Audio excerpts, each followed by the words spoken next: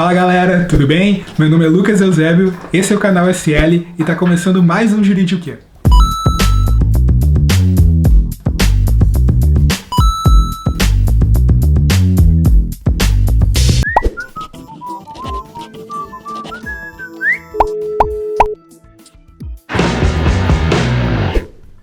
Hoje a gente vai continuar a nossa série de vídeos sobre direito trabalhista.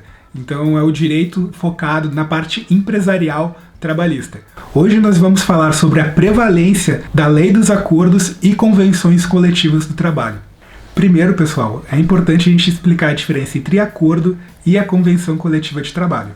O ACT, pessoal, nada mais é do que o acordo firmado entre a entidade sindical e a empresa onde o trabalhador presta o serviço.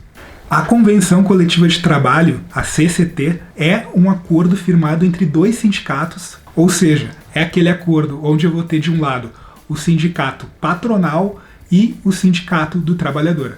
Desde a reforma trabalhista que a gente passou agora há pouco, que foi em meados de novembro de 2017, as convenções coletivas e os acordos coletivos de trabalho, eles têm prevalência sobre a lei quando eles dispuserem de diversas matérias trabalhistas. Alguns exemplos aqui para ficar mais ilustrativo para vocês. Pacto sobre a jornada de trabalho, respeitando o limite constitucional de 8 horas diárias. Pacto sobre a jornada de trabalho, observando sempre, pessoal, os limites constitucionais previstos ali no artigo 7º da Constituição. Banco de horas anual e o intervalo entre a jornada, que é o respeito mínimo de 30 minutos para jornadas superiores a 6 horas.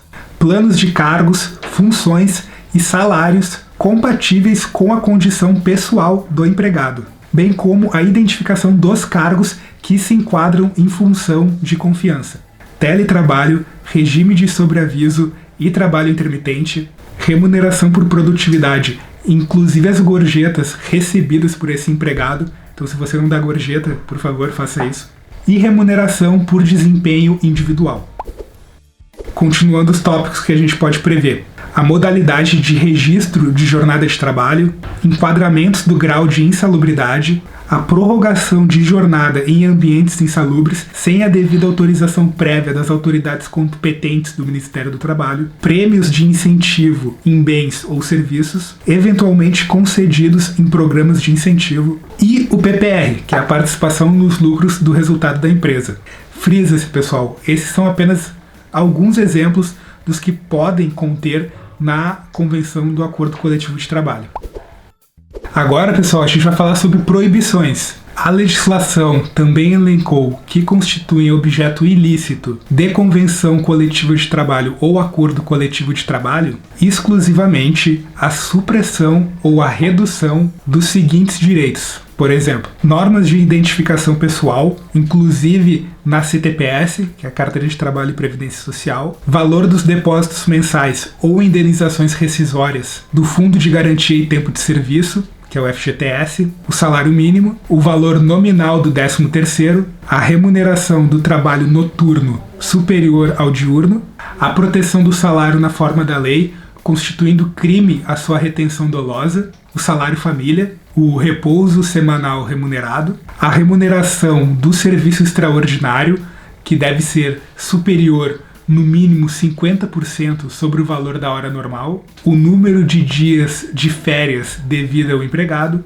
o gozo de férias anuais remuneradas, com no mínimo 1/3 da remuneração superior ao salário, a licença maternidade com duração mínima de 120 dias, a licença paternidade nos termos fixados na lei, o aviso prévio proporcional ao tempo de serviço, sendo o aviso prévio de no mínimo 30 dias nos termos da lei, o adicional para atividades penosas, insalubres ou perigosas, a ação quanto aos créditos resultantes da relação de trabalho, com prazo prescricional de 5 anos para os trabalhadores urbanos e rurais, até o limite de 2 anos após a extinção do contrato de trabalho.